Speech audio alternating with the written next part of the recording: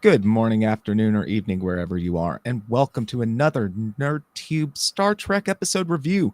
I'm your host, Major Rage, and it wouldn't be NerdTube Trek review if I wasn't joined by my fellow Trekkies in arms. To my right, we have Zam. Below him, we have Cheeto, and to the left, Lord Donkey. How are you, gentlemen, tonight? Fine, glad we made it. Glad everybody made it too. Better late than never. That's right. So this week's episode kind of centered around Jim Kirk. It was titled "The Sehlat Who Ate His Tail." It's season 3, episode 6 of Strange New Worlds, which is what we're here to talk about. We're going to do a play-by-play of the episode, but let's start with some just general thoughts. Zam, what were your overall impressions of this week's episode? Okay, first of all, I thought we got Galactus. Then I thought, oh my god, it's the Death Star. And then I thought, oh my god, it's Galaxstar. And yeah, I got more to say, but I think I'll be giving the game away. I was a poet and I didn't know it. But that's all I got to say so far. Okay. Cousin Cheeto? So with this episode, it's one of those where it's like it's more egregious than just a bad episode, and I'll get into it later. They have a fantastic episode that almost hits the nail right on the head, the mark right on the head, and then they just screw the pooch at the end. There's one thing that just blows the whole thing out of water. We can talk about that later. I'm pretty sure a lot of people know what that is, but at the same time, it's like. And I really enjoyed this episode. I was really into it. And then we got to the end and the reveal, and I'm like, what? Like, no, why are we? No. So anyway, that's my overall thoughts. And I'm sure we all will talk about that in a little bit. Lord Donkey? What are you talking about? This episode had nothing nothing that didn't make any sense. This episode was, by the book, a perfect episode, 10 out of 10. Good night. Maybe a perfect episode in Rick B's mind. That could be. He would still hate it because it looks so new and flashy. And that's kind of like the show's damned if it does and damned if it doesn't. As far as trying to get the old Trek fans, it's not for us either. It feels like I don't know who they're making this show for anymore. I will be right back, guys. I'm sorry. Okay, I'll start with the play-by-play, and we'll get right on to that. Right now, like I said, this episode focuses on Jim Kirk. We start out with him giving his log and saying that he's been questioning orders lately. He wishes he could take more risks. They're above Helicon Gamma doing a geological survey of the planet when a disaster strikes. A huge graviton beam destroys the planet. Debris damages the Farragut severely. We have an injured captain, and Kirk shot face when he, but not we, see what has done this. And we cut to the intro. Yeah, I mean, like I said, Galactus, and the fact that he wanted to go down there, and then he's probably glad that he didn't. But I don't think anybody, was expecting what happened. I thought Doomsday Machine first when the ship went inside. Or when the mouth opened, but yeah, that the intro, that part was cool. The ship, the big ship at the beginning, had a strong opening. But he was the first officer. Yeah, he was just the first officer there, and this was his moment, I guess, which was pretty cool. This was his real This is like we've seen Jim Kirk finally, be in charge of a serious situation. So yeah, it was good. Definitely. We cut to Spock, Lon, Uhura, and Scotty and Chapel beaming in. Chapel takes an injured crewman to sickbay while Scotty heads to engineering and the rest head for the bridge. In sickbay, we find the chief medical officer of the Farragut has died. Chapel examines Captain Kirk, the captain of that ship. Kirk is in command on the bridge, like Zam mentioned. Then Uhura tries to set up a line of sight comm to the Enterprise because they're having massive jamming. No, one member of the bridge crew like available. Every single one of them was injured, which is convenient. Very. But But I'm not sure if you guys noticed, but pretty much his entire the Enterprise crew that was there to replace the Farragut crew were pretty much his crew when he takes over the Enterprise. Chapel, Spock, Uhura, Scotty. Yeah, they're all part of the Enterprise. Actually, when he's captain, I just thought that was an interesting thing to pick out. I'm not sure if you guys noticed that. Mm-hmm. Yeah, We end up. I kind of noticed or realized that when he's run out of ideas later on, but we'll get there. Yeah, they're definitely trying to set up those bonds between that crew right now. So Cheeto, I described the parts where I'll just keep moving. So they give Pike the rundown. After Uhura gets the ship's comms line of sight set up, there's been a huge ship that's done this. La'an calls it the Destroyer of Worlds, and Pike orders a full evacuation.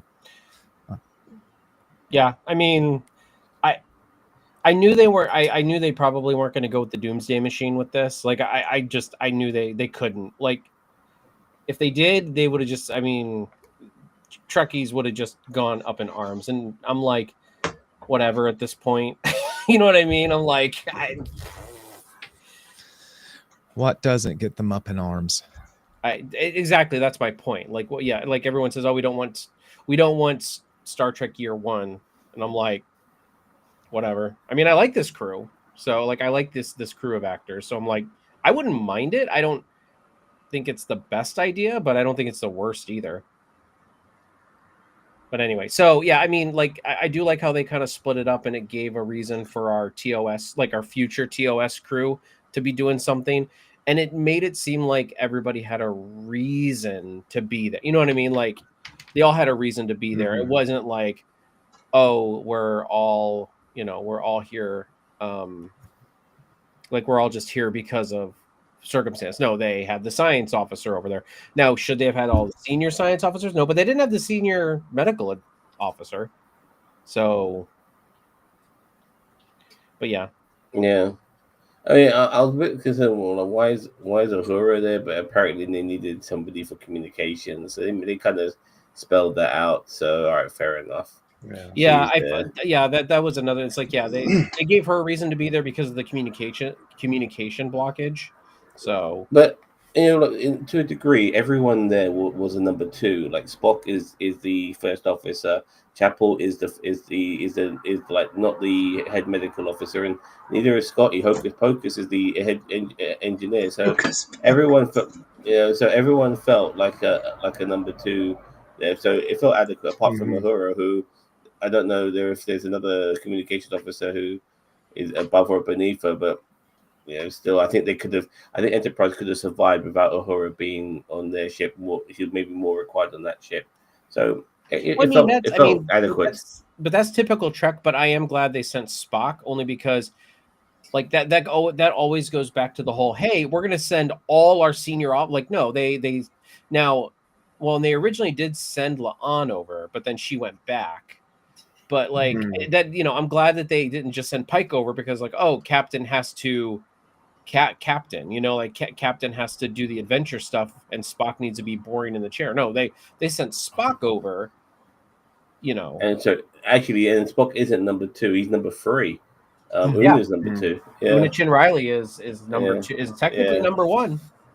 Yeah, number one. Yeah. Yeah. So, Lon takes they split up like Cheeto mentions. She goes back to Pike with the data about that they've gathered so far, what little that they have. And Pike orders the huge ship shows up. The raspberries? The raspberries, yes. When he got lost. Pike orders raspberries. Pike orders raspberries. I mean, we know he's a chef. That's he loves true. to cook. So the Enterprise gets swallowed up, and the massive ship warps away. So reminded. Oh, go ahead, Zoe. Okay. It reminded me of the that giant space monster ship from Voyager, the one that was able to put a hex on nearly everyone, to make them feel that they were like going home or whatever. But reality was it was some sort of pheromone in space that it was able to do in order to lure spaceships into its body. And the only people that wasn't affected was it was Naomi Wildman and Seven of Nine, if you remember, and obviously the Doctor as well because he's not human, or he's not a living being. It reminded me of that a little bit. I'm not sure if you guys know where I'm coming from. That, I mean, that particular I episode. think I know the I've seen that one. episode, but And he also had an alien version of Captain Ahab, as well. They did the old. They pretty much did the Moby Dick in space with that one, but yeah, but that creature as well. Like I didn't know that spaceship. It looked like it was almost living, with the mouth Mhm. and all of that. I think it was. I don't know. It's hard to say. yeah. What at this point, I thought it was a possibility that this was going to be humans, because just looking at that skull on the front, I was like, and I know it had like the teeth, but I still got human vibes from it, and I'm like, Really? yeah, I really like. I know it's. I think about it. I overthink it way too Didn't much. even occur Sometimes to I just me. don't go along for the ride. But as soon as I saw that, I'm like, oh, these better not be humans. Like, and well, as we know when we get to the end. Mhm. But that's a rant for another part of this video. So anyway, I'll let Mage continue. But yeah, this was my first inkling of what the twist was going to be. I was hoping I was wrong. I think we all hoped you were wrong. So the captain was on the Enterprise of the Farragut. So that leaves Kirk in command, with his bridge crew, with the exception of that one person that he never gets opinions from. And we end up with the Enterprise officers acting for him as his bridge crew, basically. Inside the giant ship, the Enterprise has no internal comms, nor power. They've only got partial life support, and it seems like they've been boarded. So things are going peachy over there. Yeah, it was. They got boarded by the characters from BioShock. Was I the only one who Big Those daddies. gigantic suits, I knew I recognized those from somewhere. They just needed the drill. I immediately thought of BioShock as soon as I saw those guys walking about. Well, and that was kind of my hope, was like when those guys were walking around and the suits were like really big. Did anyone else notice that they kind of look like astronaut helmets? Was I the only one? Like, that was my next clue. Like, it looked like they were like augmented astronaut helmets. And I'm like, okay, maybe it's just me. Like maybe that's just what they were using to make the outfit, and they just hope nobody would notice. But everything was, but they was still very extraterrestrial in other aspects. They were so bulky, and they had that thing light up on that pink thing on their leg that gave them some sort of shielding. I'll tell you what I thought they were. I thought they were Borg. I didn't really think they did. were Borg. I thought they were Borg at one point, like a really early version of the Borg. Yeah, I was thinking, no, don't let these guys be Borg, please. No. Because they were Enterprise I just thought they were just some alien of the week kind of. You know what I was hoping? Absorbing the shots. I'm jumping ahead, but you know what I wish they would have been? Like some kind of version of the Pac Led. Like First Contact with the Pac Led. That would have made more. That would have made a lot of sense. I really was hoping the payoff was that they were Pac Led.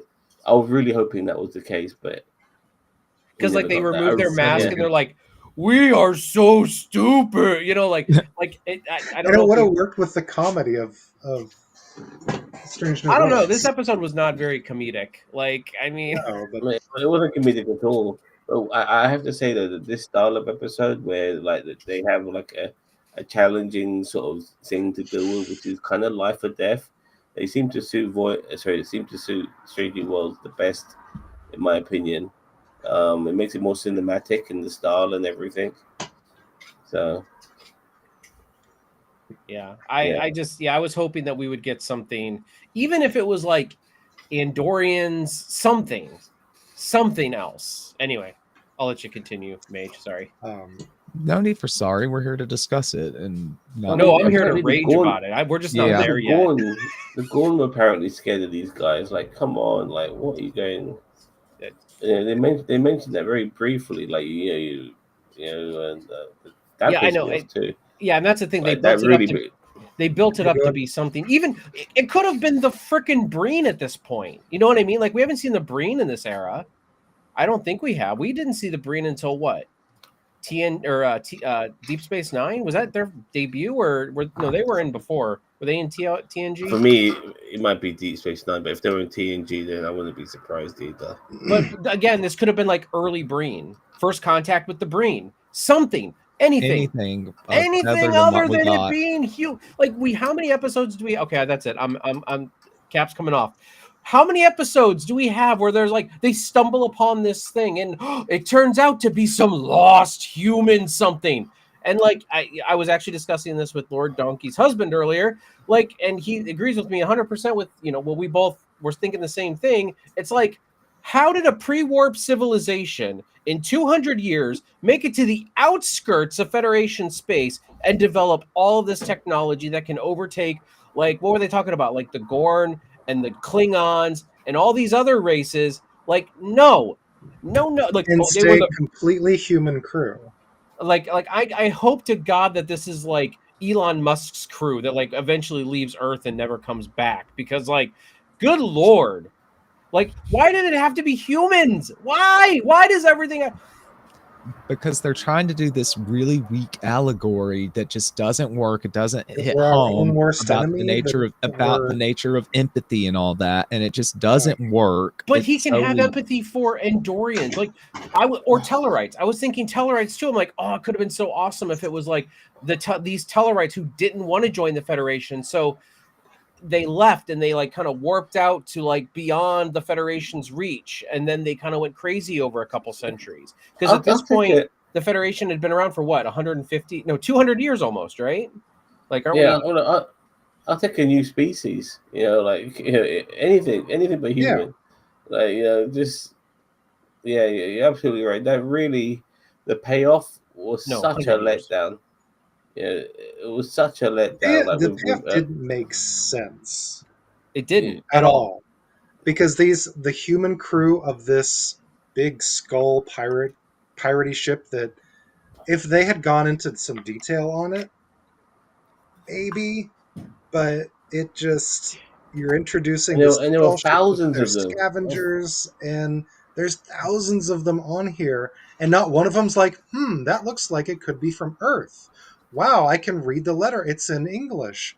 These people on board the Enterprise look human. Maybe we should wait. I know what they were going for. They were going for like Reavers from Firefly. You know what I mean? Like that kind of, like, all of a sudden they become these like distant, but it's like, I could see that maybe over 500 years or something like that. But it's like 100, 200 years? Like, no. I mean, we've already... Go for it, Sam. They killed that red shirt earlier as well, and then next, when Pike's under the about to get killed, like, it's hesitant. Like, yeah, and that's when I knew. That is what I'm like, God, these are fucking humans. I knew it. Like, when it looked at his face, and like, I'm like, it's humans. Oh God. It's like, so we have a prequel show reaching back further into the past to be like, oh look, this thing that no one ever talked about happened, and now we're dealing with the consequences of that. It was like the motion picture from Wish.com. Like, the Voyager probe got sent out and came back. It's Space Seed, except there's no augments. Like, it's Space Seed. Like, I don't even know if, like, the Botany Bay, like, Khan and his crew, like, the Botany Bay wasn't at the outskirts of Federation space. It was just in Federation. Like, it was just... Right? So, that was pre-warp. Yeah, that was also pre-warp. That's earlier than the Alpha 5 ship. Yeah, that was like, what, 97 is when they left the planet or something like that, or 99? I can't remember. This is the problem when you try to do future history, and the future history is catching up with us right now. And so, yeah, it was a stupid play to make, really stupid play. Didn't like it at all. And then you got Hocus Pocus running around with fucking phones and shit. Making jokes. Yeah. I did like her room though. That was pretty cool. I did like her room, but The Andy Warhol style painting of her. yeah, The room was great. I would love to see it as a whole vintage shop. Like the Atari 2600 that came out, like, did she have Star Trek for Atari? Like, come on. I was expecting but it. Put I thought out the so mob. in TOS they already had comms tied into the walls, right? Like they just went to the wall to push the button, like in Enterprise. So why did we? I don't know, dude. It was just a moment. It was like, Why yeah, did look, we need we're gonna- telephones? it was just that it was one of those moments, wasn't it? Like just to say, look how cute and clever we're being, and Well, that's no, really- so that part didn't even frustrate me with that. I mean, you know, when like was it like cringe? Like, did I kind of like go when she went, I survived the 1980s or I lived through the 1980s? I was like, yeah, so did I, sweetheart. Like, what? I mean, like, where are we going with this? You know what I mean? Like, I was just kind of like, all right, but I'm like, everything that Palia does to me a lot of times is cringe. Like, I just can't get behind her for anything she does. I thought that the telephone thing was fine as an idea, but I'm like, this whole like, you know, like last week with the camera, and now this week with like, we get it. She's quirky. She's been around for 5,000 years. Move on. I'll tell you what. When she was like rummaging through all this shit, I was expecting like maybe a few packs of Marlboro to like pop up or something like that to explain why her fucking voice sounds the way it does. Yeah, I mean, because she fucking... No, this is how my voice. This is why my voice sounds like this. I haven't lit one of these up in a long time, but you know what? I think I'm gonna light one up now since we're about to die. Oh, yeah, like why she sounds like she sounds like one of Marge Simpson's sisters. Yeah, You know what I she mean? does. Good God. I think of Mrs. Mac from It's Always Sunny. Yeah. Yeah. I'm sorry. Yeah. No, let's just eschew the rest of this play by play and just talk about why it's so awful. I think. Look, this episode was really good. I really enjoyed it. It was the payoff. It was the payoff that because we got really two storylines. We got the what happens on Enterprise and what's happening on the Farragut, and seeing obviously Kirk being in charge for the first time, and obviously him having to overcome his inhibitions and end up showing the man that we all know who end up being, and all of that. Great, really loved all of that. You know, action scenes were really cool. You know, and so on. The look of the aliens, and all of that. I mean, good on you, Cheetah, for picking up those things. I didn't realize any of these things until the payoff at the end. But yeah, that was what I mean. For a start, I really felt like we could get like maybe a reoccurring villain out of these guys as well. Like, but that came to nothing because for an indestructible ship, just a handful of proton torpedoes in its mouth, and Bob's your father's brother, they're dead. It's like, what the fuck? I know it all came apart. Like, yeah, it undoes how good the rest of the episode is, though. I feel like, but that's what I'm saying. Like my whole, that's what I mean in the beginning when I said like they have this great episode, and they have like honestly, I enjoyed a lot of this episode. I did. I enjoyed the TOS crew kind of doing their thing on the Farragut. I enjoy them trying to figure out how to get the Farragut ahead of them to the other colony. I don't remember what it's called, but. And then even the people on the Enterprise, because I thought this was going to be one of those episodes where it's like the Enterprise gets captured and we don't see them again. Like we don't see them again until the end of the episode when they're saved. But no, we bounce back and forth, and I'm like, I like this. I think I really like the way this is going. It's that payoff at the end that just like rubber banded back and screwed the entire episode for me. Like they were setting up the Farragut story as Kirk's real life Kobayashi Maru moment. I don't like either of those options. I'm going to walk off because I've run out of ideas. Oh, someone should talk to him, not for well, I could relieve him of command. Well, someone should talk to him first. And, Scotty was a bit like relief of command hungry. So it's like, let's go. I'm ready. I'm gonna go get a shot with him, and I'm going to relieve him of command. Actually, that was not Scottish at all. I That don't was think. Irish as That was hell. Irish. My bad. Yeah. I'm sorry. It's But okay. at least I can do a better Irish accent than anyone mostly in Trek. I mean, Yeah. a lot of Trek characters cannot do Irish accents. Your Irish accent's so good that like Janeway wants to date you now. Delete the wife. He has no wife. Delete the dog. Not Riker, no. I will. God damn it! I almost got scared by Cisco because I caught him out of the corner of my eye. Anyway, I'm sorry. I derailed things. Stop. But Kirk and Spock have this nice little moment where they're talking about the around the chess game, and yeah, that story was great and inspiring Kirk to go and come up with a plan, and it made a lot more sense than the original plan to begin with, and even the bits on the Enterprise where they're trying to get this umbilical and it's like, oh, they're that's like you said at the beginning, it would have made a lot more sense if these were Pakleds, the way they're stealing all this technology.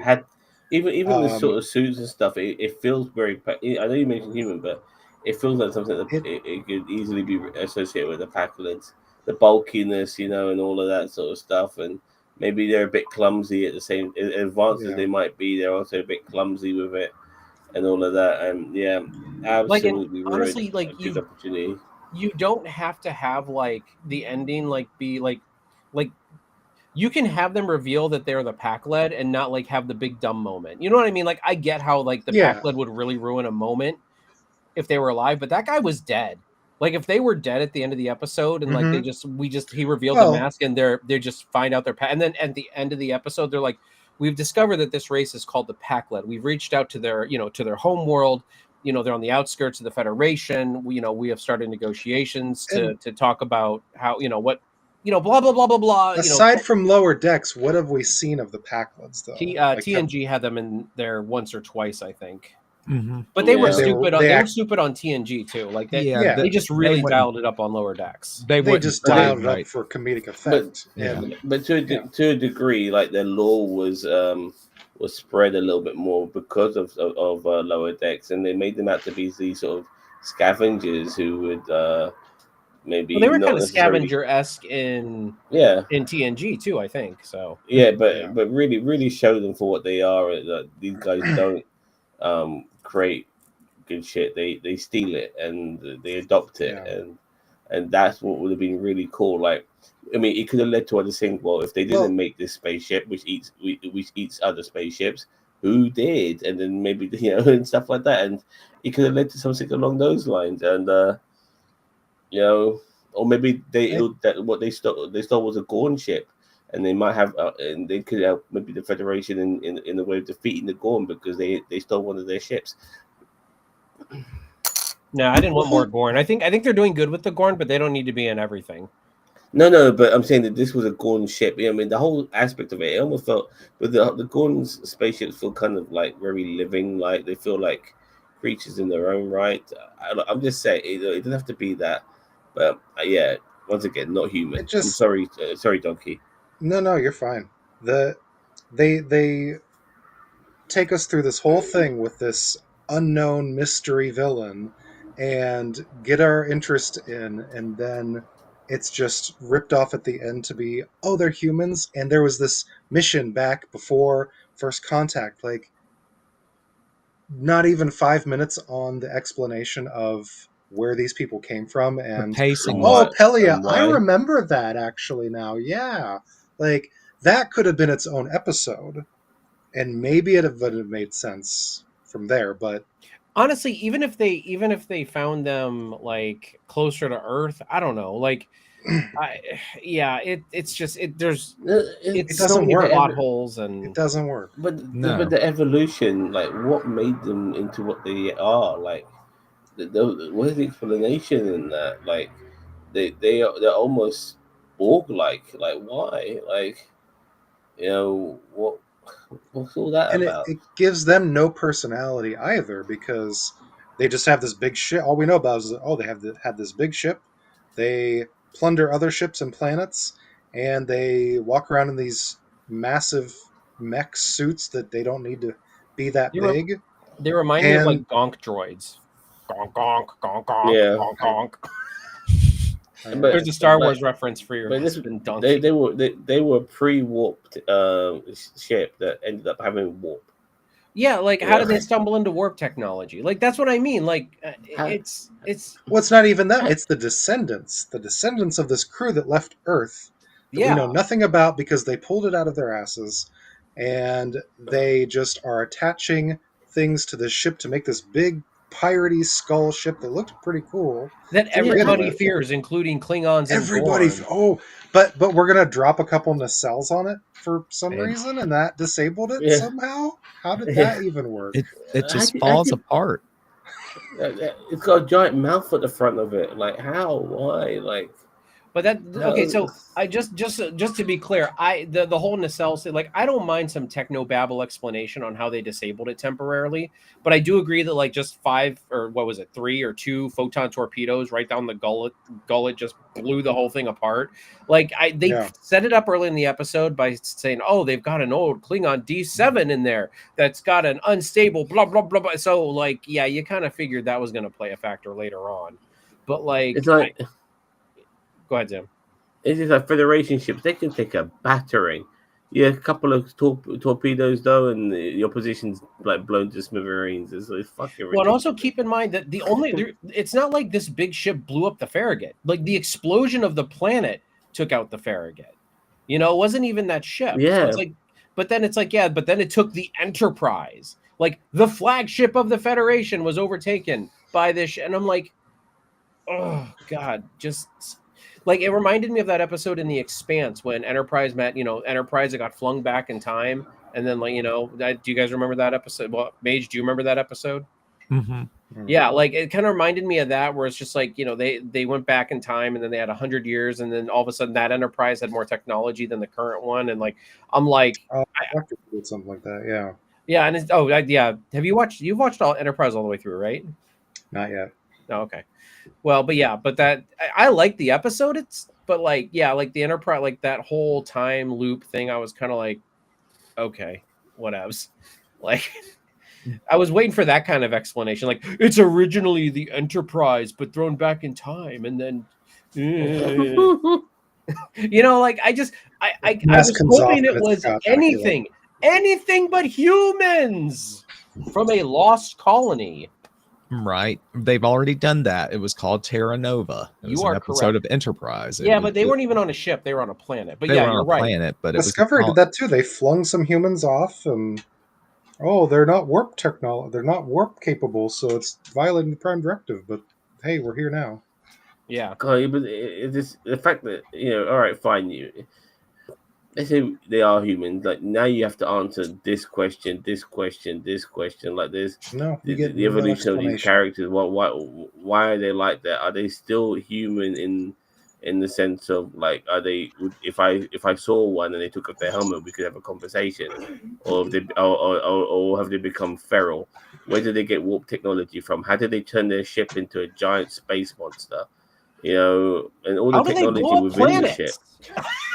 Like, Yeah. How do they Yeah. blow up planets? Yeah, like nobody, all of even these things, Klingons like- don't own that technology. But like, apparently, this random cohort of and humans.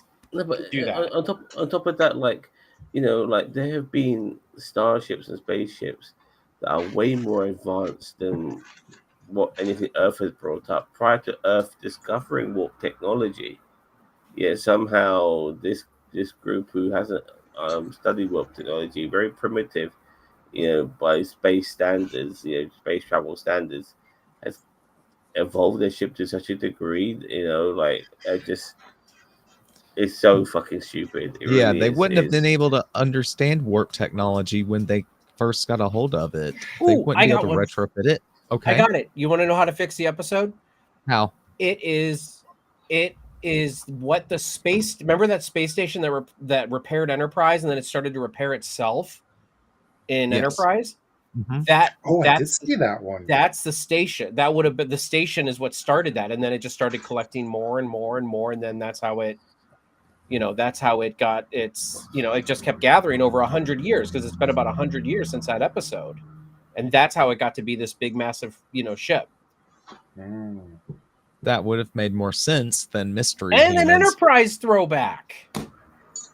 They want to pretend made Cheetah Enterprise very doesn't happy. exist. Yet they Make put both like of us Archer happy. space stock in Discovery. Like I don't know why, and they've referenced Enterprise, the NX-01, several times in Strange New Worlds. It was just in Picard too. Yeah, the NX-01 with the Engineering. What's it called? Secondary hull. The battle. Yeah, the secondary hull. The battle. I call it the battle section. But yeah, The secondary junk hull in the too. trunk. The trunk. Oh yeah, that's right. The girthy bee down below. Oh God. I'm just Can't take you anywhere. Oh no, you I'm guys just- can't take me anywhere. Like, I really, to say disappointed is an understatement. Yeah, I don't know. Agreed. They could have done so much with this, and they just did so little with it. And as I said, I hate episodes that are like that, where it's like you get right there, and I'm about ready to climax on it being a great episode, and then like they just stop, and they're just like, oh no, it's humans. No, I'm not into it anymore. Thanks a lot, guys. I'm not into it anymore. It's Yeah, humans. plot armor. They killed all those people, and they destroyed the planet, killed a Enterprise officer, but we're supposed to feel bad for them now because they were humans.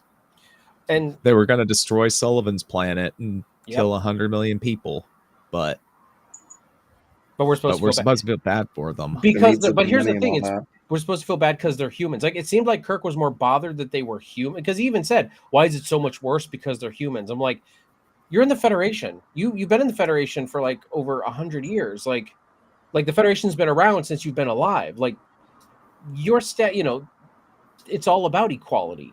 And I know that's a very stupid topic nowadays because we don't talk about equality, but like then it's like everyone, an Andorian is just more as important as a Tellarite, and a Tellarite is just as important as a human, and a human's a little bit less important than a Vulcan, but that's why there's only one on each ship. So but yeah, like I don't know, man. I'm like, and I mean, what about this Vulcan? Because like Spock was supposed to be one of the first Vulcans to join Starfleet. Like, so what's this other captain? Like, what's her story? We could have gotten a little bit of background on her before, or like during the episode. You know what I mean? Like, what's her background? Because there were not a lot of Vulcans originally in Starfleet. Anyway, but that's just more stuff that we could have gotten. That they just were like, no, let's just do this bullshit storyline. They hadn't tried to resolve everything in like 10 minutes. Maybe they could. If this could have been a two-parter, would have been a two-parter. Exactly. I think it should have just been structured differently.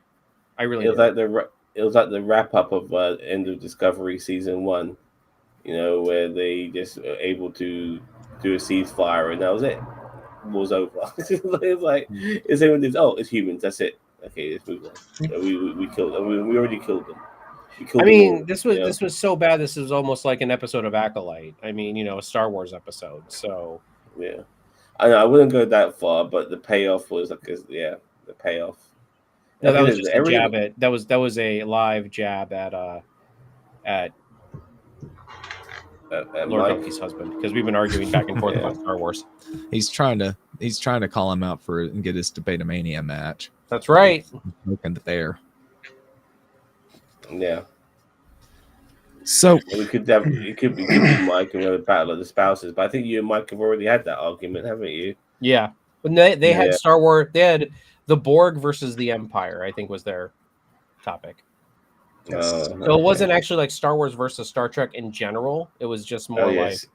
I'm glad they did that then, because now you can revisit it and not revisit that, but you could have another argument between. You can show it to your franchises. It's specific enough to where you've left generality there for rematches and different topics of the two franchises. Yep. How did we feel about the allegory? I didn't care about it at that point because I was just like, "What the fuck?" Like the allegory. Yeah, there was an allegory to it that they literally spent like 2 lines of the dialogue on, right? Was it only 2 lines or something like that? Yeah, just 2 lines of dialogue, and it could have been a really good allegorical episode, or it could have been a really good Aliens of the Week episode. But they tried to do both in one episode and just stumbled at the finish line. Mm-hmm. Yeah. I never really paid attention to that, but it's like when, I mean, it took like 50 years or let's say 40 years until you heard the word Star Trek mentioned in an episode. So sorry, my fatigue is really kicking in. I do apologize. I think I was talking about a mini dream I just had. Well, I think we've kind of. Everyone take a Do shot. you have any other notes, Mage, that you want to? I don't. No, I don't really. I know Mage takes notes, and we always destroy those notes, and we should be more respectful to Mage's notes. No, we shouldn't. No, we shouldn't piss on my notes. We should discuss the episode. Yeah. And it have doesn't fun set with anything it. up. It's just. No, It's I've got no final. Yeah. I've got no final thoughts. If anybody else has nothing more that they want to talk about in particular, we could mark it.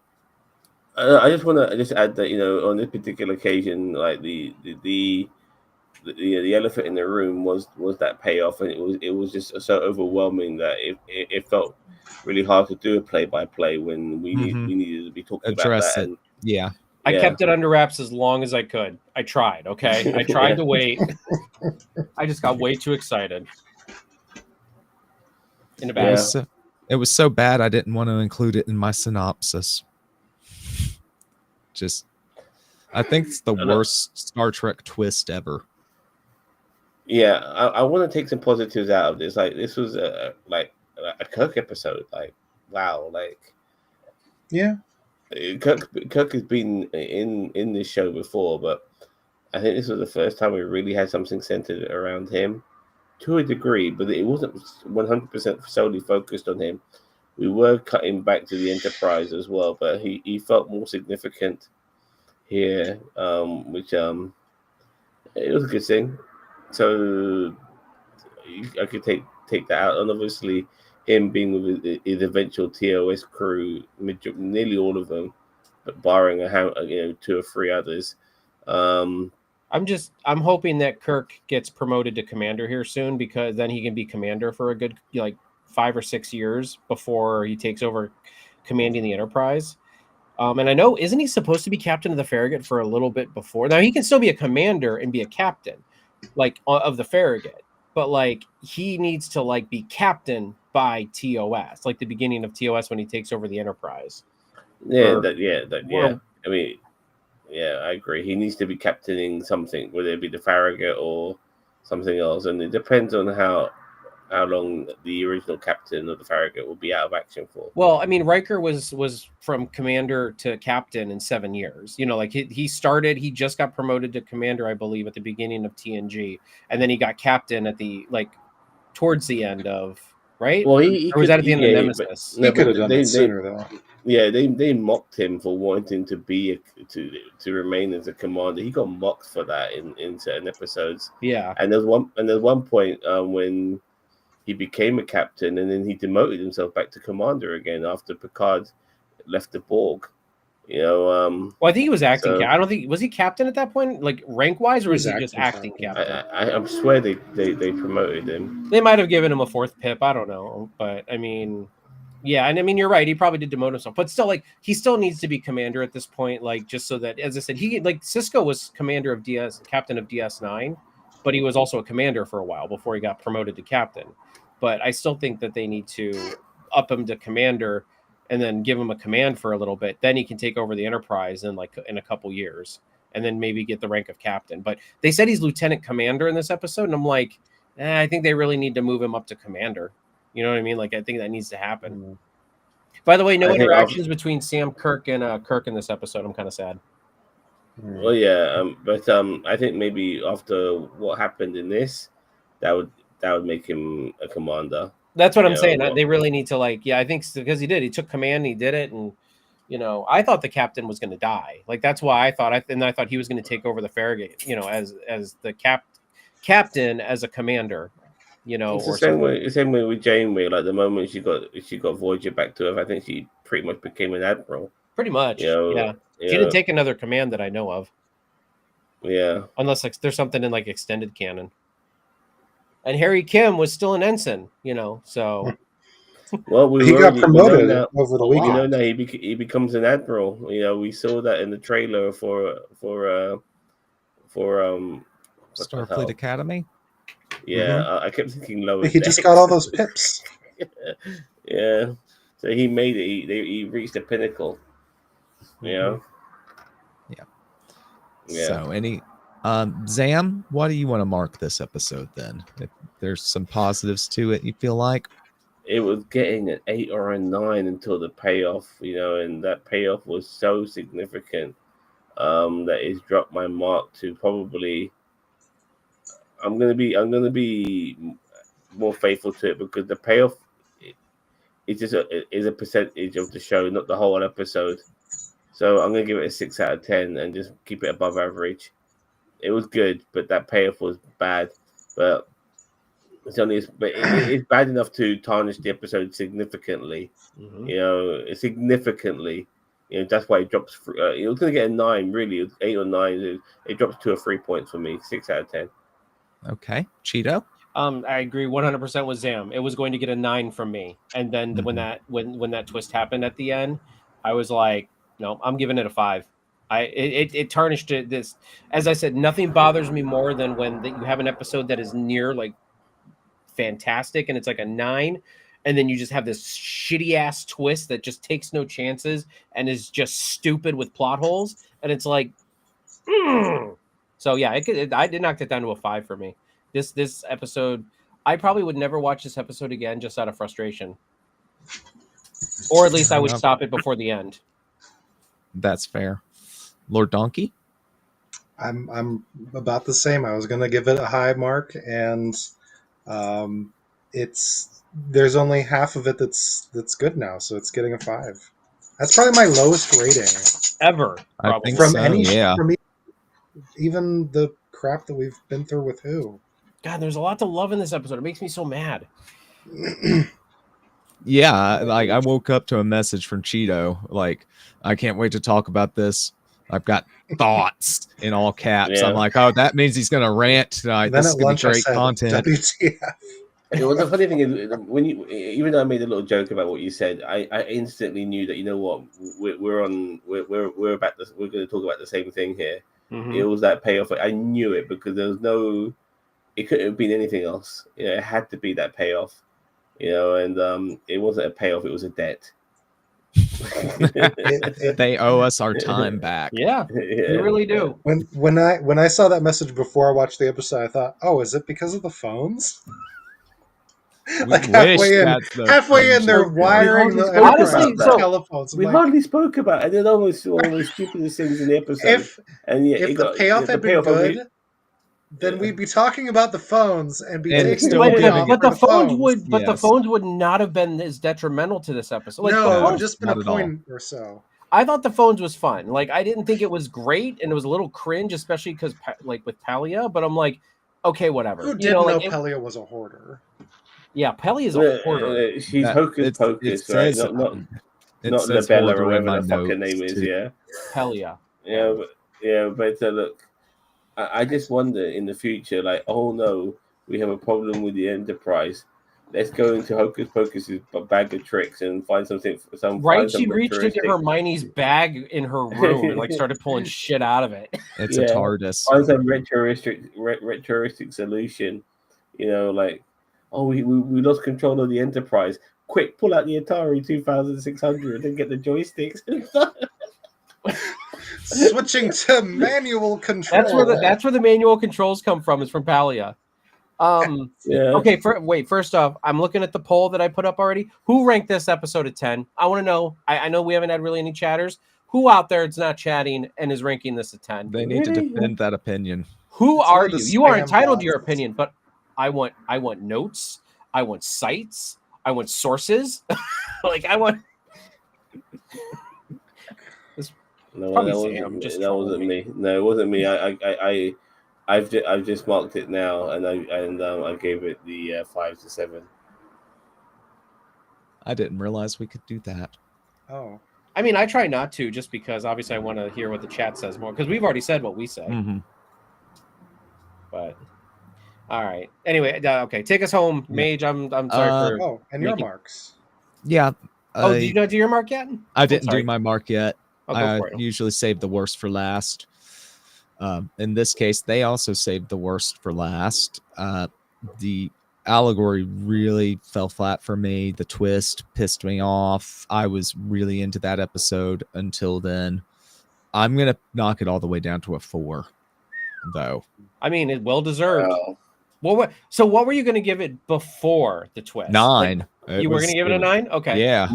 Wow, 5 points. Wow. But that's the thing, though. Like, a twist like that can break an episode. You know what I mean? Like, you have a really good episode, and then you get to a really shitty twist, and it just rubber bands back and just breaks the whole episode. Absolutely. But no, that's been our review of Strange New Worlds, season 3, episode 6. And we have a comment. A comment. Okay, yeah. Let's pause the leaving out for that. That would be me, but then I see AI Star Trek produced by Secret Hideout as a different universe and not the prime timeline. Or does he mean all? I think he means all.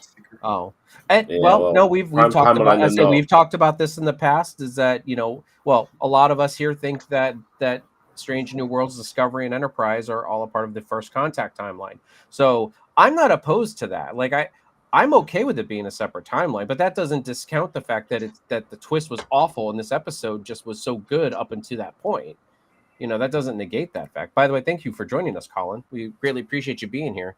Did you do the 10? If you did the 10, you need to fess up right now. He said that would be me. Sophia did the 10. It was Sophia. Sophia did that. Damn it, Sophia. How dare you? But so there's more than just Star Trek here on NerdTube, so you should definitely subscribe if you haven't already. Please like this video, share it with your friends. Thank you so much for joining us, everybody.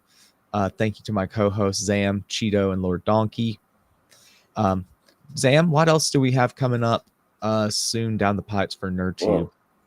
Well, at this moment in time, and I highly recommend this to everyone, if you're a big fan of Alien and Aliens and watch Alien Earth, I am currently reviewing that right now, and I'd love for one of you guys to maybe join me for a future review of that show. It's absolutely superb. And not long until we'll be reviewing stuff like Peacemaker. That's not far down the timeline either as well. And that's only a couple weeks away, like 2 weeks or something like that when Peacemaker comes out, I think. So yeah. And there's all manners of movies. Like there's actually something I might review at one particular. Let me just remind myself by quickly having a look at. It's on Netflix right now. It's got Dave Bautista in it. It's oh damn it! It's not shame. It's not shame. Sorry, 7 days. 7 days until Peacemaker comes out. So next week we'll be probably talking about Peacemaker. Awesome. Yeah, it's called In the Lost Lands, and it's got Dave Bautista in it. And I will review that for this channel at some point this week. That's because you are the workhorse. Absolutely. Zam just puts in the work, and we appreciate him for it. I appreciate all you guys. I appreciate the